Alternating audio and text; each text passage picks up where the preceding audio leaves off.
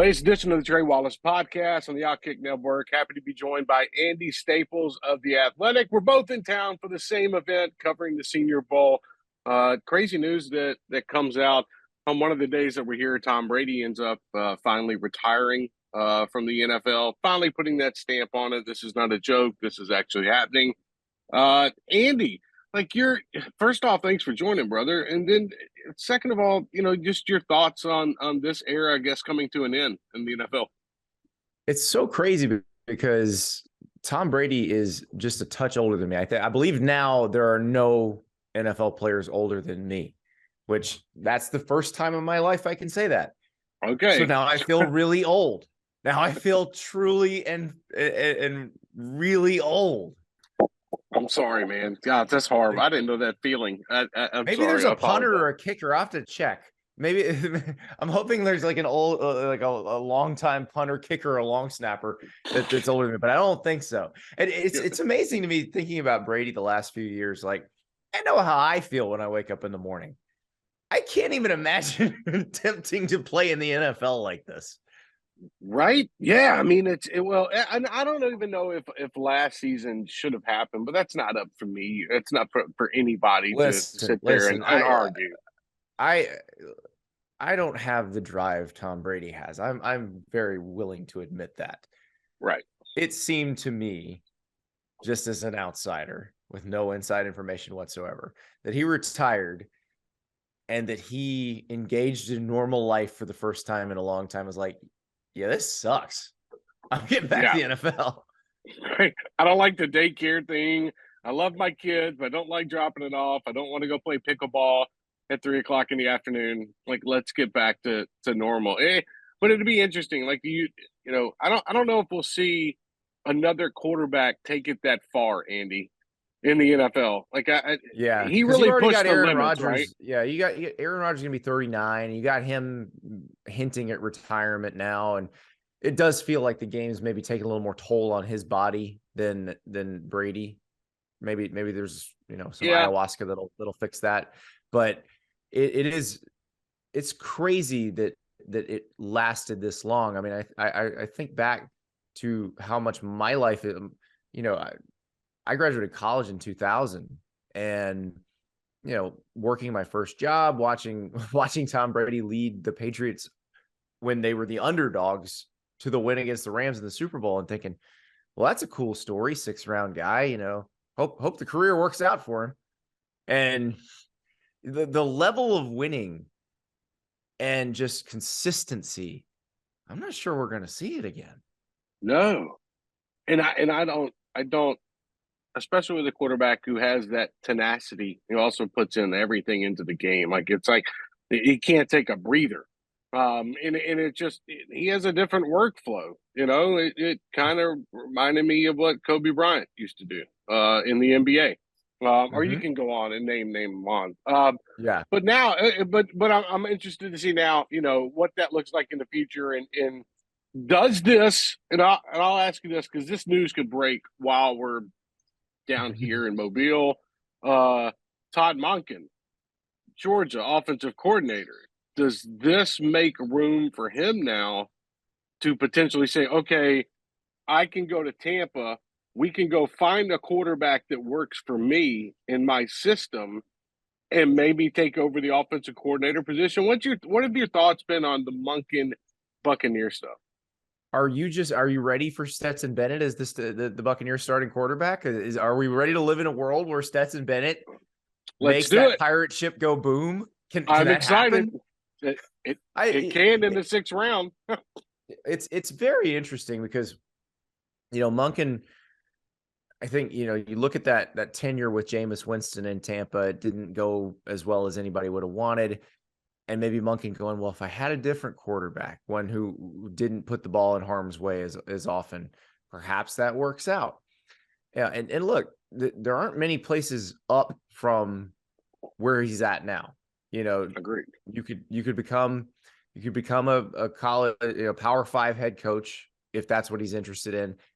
Didn't seem like he was. And NFL offensive coordinator is really the only thing that's a step up if you're going to be in the coordinator world. So I mean, if they wanted to talk to me, I'd listen if I were Monken. Why not? Because you don't know, you're gonna have to pick a new. Now it sounds like he feels pretty comfortable with choices he has at quarterback, and if you kind of read the tea leaves, it looks like Carson Beck's the guy at Georgia. So yeah. I think they're feeling pretty comfortable with the situation they're in. But it wouldn't shock me if he were to listen or if he were to even go. And I imagine Kirby has probably been making some contingency plans if that's the case, because you kind of have to. Kirby really hasn't had to deal with that as much as Nick Saban did. Now you lose Lanning, but they're in the situation where Muschamp's sitting right there, and Schumann's right there, and you just okay, here you go, guys. And here's the thing: if you lose Monken, Bobo's sitting right there. So if you're Georgia, you're in pretty good shape. Well, I mean, how does that play out in your opinion with what's going on? Because I've had multiple conversations with people about this yesterday about Alabama's situation right now, OCDC spot.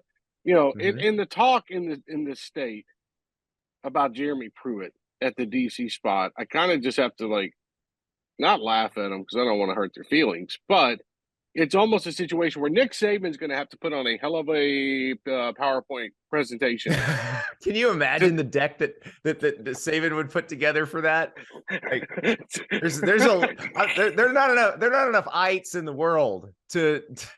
And the problem with Pruitt is the NCAA stuff was so dumb. Right. Yeah. It's really hard to overcome that. And we've seen double secret probation before. The SEC will never say, "Oh, we never said you couldn't hire." No, I mean, for a while there, Hugh Freeze was persona non grata. There were coaches who looked at Hugh Freeze as a potential OC, and it was communicated to them that was a non-starter. Right. Now you can't do that forever, but in this case, Jeremy Pruitt does have this NCAA stuff hanging over his head. They haven't had the Committee on Infractions meeting about it. So you don't know if there's a potential penalty coming down the pipe. And remember, it was recruiting violations. So they tend to, in terms of punishments, tend to match the punishment with the offense category. So it would be probably, if they were to hit him hard, restrictive recruiting. I was about to say restrictive recruiting restrictions. That would have been from the Department of Redundancy Department, but no, it's a double whammy. It would be sanctions that would not allow you to really do your job as a recruiter. Which, if you're on Nick Saban's staff, that's a tough deal. I mean, it's not like you're getting hired as an analyst and you're going to run the defense on the side. There's a difference. You have to take up that spot as a recruiter, and you have to be an ace recruiter. That's not. I guess you don't have to be. I don't know how much Bill O'Brien liked recruiting, but Bill O'Brien actually is a pretty good recruiter. He's good with the players. He's good with the parents. So it is amazing to me how it's not that the well has dried up. It's that they actually went a while with Pete Golding and didn't necessarily have kind of the people in the machine where they could just immediately replace him. And that's unusual for them. Usually they just have some people who understand how they work. And that's what, we'll go to the other side of the ball. The report that he talked to Ryan Grubb from Washington, the amount of, and obviously, if you talk to people in Oklahoma, that they'll tell you that there were overtures made to Jeff Lebby as well. People outside the family is the sheer amount of people outside the family is interesting to me, because usually they've got somebody who has been there as an analyst or who had been there as a position coach who they can bring back. And I think part of it is you've had a recent run of guys getting hired as head coaches who were part of your deal. And you've got Kirby over there at Georgia picking from the same system. So, but if you have Billy Napier at Florida, you've got Mike Loxley at Maryland. So you have some people who are going to draw from some of the same pool who you are. And it makes it a little more difficult to have guys just sitting there waiting to pop up. Well, I mean, you make a good point because in the past, I mean, what's it been? It's been, okay, let's roll with Sarkeesian. Okay, he's Mhm. been here before for a year. Let's roll with Yep. Lane. Okay, he's been here before for a year. Oh, So, yeah. yeah, And Lane and Ole Miss has, like Wilson Love, his strength coach, where do you meet him? Bama. right. Like, so that's the thing. It's tougher when there's a bunch of people who have kind of drawn from your pool. That's a good way to put it. And I'm interested to see how he goes over the next couple of days because I don't think, I mean, today, signing day, and then the portal's over. You get into winter workouts. The next big thing is the spring portal movement. But you got to install an offense. You got to figure out how you want to go about and play this. Yeah. So I mean, I Well, would expect here's the something to thing. happen in the next week or Here's the so. thing with Alabama, Trey, that I think is interesting, and the way they do it, and I think it's a little bit of a secret to their success. It's not really a secret, but a Yeah, piece of their success. They don't bring you in necessarily and say you're now installing your offense. They right. bring you in and say this is our offense that you are going to run. And there's a lot of pieces to it. And if you are a coach who favors certain things over other things, it's in there. And you can kind of call your flavor of it. But you're going to speak in that language. The players are going to learn it easier. It's the transition may be harder for you than it is for the players. And we've seen it. That's actually one of the things that Mike Gundy has done at Oklahoma State that has allowed them to go through multiple coordinators and continue to have a similar level of success to what they'd had. And then, obviously defensively, well, it's Nick Saban's defense. So you Yeah. are going to learn that and run it. Well, and that's why he would love for somebody that's already been involved in his defense to come run it because you can just Yeah. plug it right back in and things can go right on. I just, swinging back around to Pruitt, I just don't know if that's going to happen. I see a show cause on the way for him, and that's going to have to be, hey, Well, and the fact that you don't know, you don't know right, what he's going to wind up getting, that is a tough deal. Even if you really want him and you right. feel like there's not going to be any resistance from the conference office or anything like that, just the level of unknown, you're like, I don't know if I want to take that risk. And I don't think the risk is worth it right now. Maybe in a year or so, once they get things figured out, and they can figure out what their show cause is. Hey, listen, you've been involved. You living down in the state of Florida, you've seen a lot of things when it comes to NIL over the last couple months, and there seems to be. I don't want to put you in a spot, but there seems to be like this bitter battle going on between the University of Miami and Florida. Yep. And Florida State's kind of like on the outside, kind of like looking in, but still taking Well, players. Like Florida State is employing a different strategy, and right, exactly. I would suggest if we look at the results on the field that what Florida State's doing might be a little smarter. Like it's crazy. It's crazy to see that because it's like they're getting into a pissing contest between Florida and Miami for recruits, and I think a lot of yes, it has to do with Ruiz. I think a lot of it has to do yeah, with the Gator Collective, maybe some folks involved in that, and at the UAA and the university side. But getting to it and seeing the NIL deals that we come about, is this what we're turning into right now, where you got a player out there, let's say in the state, but you don't want that player to end up at that school. So let me see if I can poach him and have him come to my school. I think it's weird with Florida and Miami. Like you saw the whole Jaden Rashada thing. It was Cormani McLean was a Florida Miami thing until it wasn't, and now he's not going to either one. He's already signed with Colorado. So he's making snow angels right now. Like the pissing match to me is the interesting part because now some of these players are being heavily recruited by everybody. Agreed. But like Rashada is a good example. Like, did Alabama, Ohio State, or Georgia really want Rashada? Were they recruiting him hard? No. So that means you're already in the JV. So right.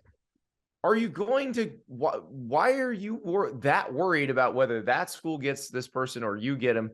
Like, at that point, you don't need to put that much effort into it. Like, who's the, yeah, all right, here's a trivia question, Trey. It was more of an opinion, but I think there's a pretty obvious right answer. Who's the best college football player in the state of Florida next year? Oh man, I mean, I would want to say Jordan Travis, the quarterback Jared at Florida Verse. State. Jared Verse at Florida State. Jared Verse on the yeah, the transfer. He's the best college football player in the state of Florida going into the season. He's the one projected to be drafted the highest. I mean, he would have been a first round pick this year. He's getting some NIL money, but also kind of rolling the dice that, hey, maybe I can jump into the top at the top of the first round, which financially is very good for me. Somebody that was a transfer, by the way, as well. From Albany. Exactly. From Albany. So, as bad as Mario Cristobal and Billy Napier want to win, and I don't know if it's necessarily they feel like they have to win against one another or they just happen to be butting heads on the same players, but you got to see a bigger picture here. Like, you have to put a product on the field that's going to be successful or at least get the arrow pointing up. Miami needs to hire an offensive coordinator. Florida's roster is not where it needs to be. And Florida has a commitment from DJ Lagway for the class of 2024. And he's a very highly regarded quarterback out of Houston. Seems to be a true believer in Billy Napier and really wants to play there. But you got to make sure the arrow keeps pointing up a little bit. Make sure, because there will be other schools that'll come in on him and say, "Are you sure? Are you sure? Are you sure?" And so if you're Mario Cristobal, if you're Billy Napier, how do you make that arrow point up this year? Like, if you're Mike Norvell, I already know how the arrow points up. Like, you brought all your best players back. You made a concerted effort. You did some very targeted recruiting out of the transfer portal that seems to fill some spots that you needed. And what I wonder with Miami and Florida is the guys you got out of the portal. How many needs are you filling with that? Because it seems like that should have been a bigger priority even than the high school recruiting. And I realize Georgia built what they have through high school recruiting. Alabama did. Ohio State did. If you want to win national titles, you still have to do it that way. But you got to start winning a little bit. Because you don't get enough time. You don't get enough time to build that up when it's not already there. Now, Kirby Smart was fortunate that Mark Richt already had a really good roster in place when he got there, and he could then build upon that. That is not what Mario Cristobal or Billy Napier walked into.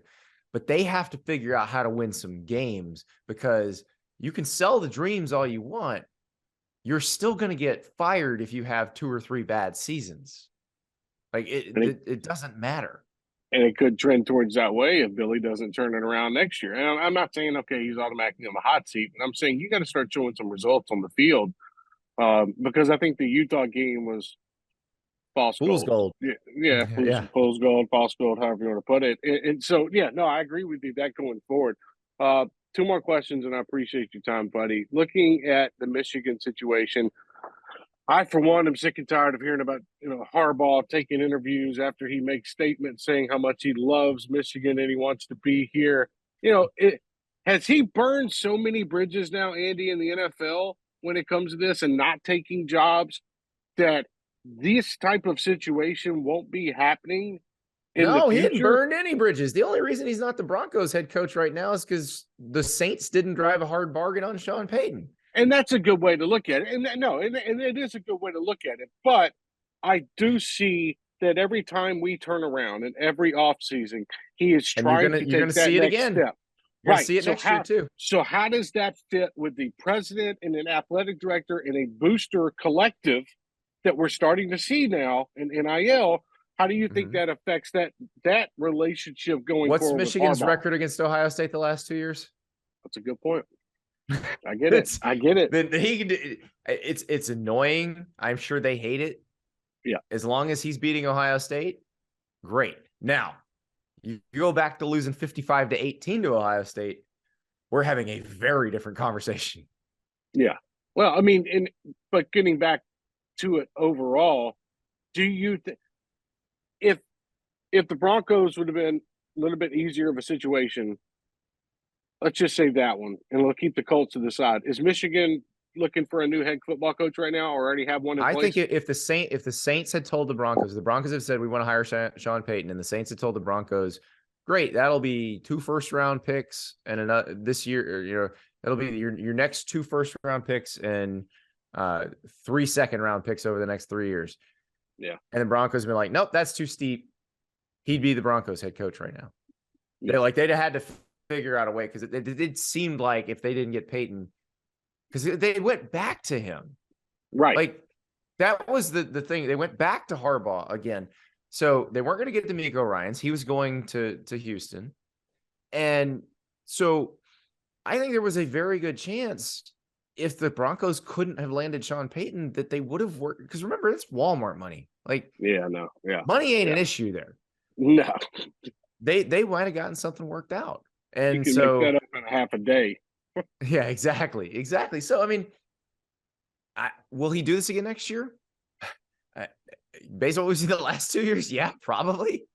But the difference is, I think the people at Michigan, the people who are in charge, do understand this is the game you're playing now. I mean, I would tell him, no more money. Like, your contract's your contract. Right. You've clawed back the money.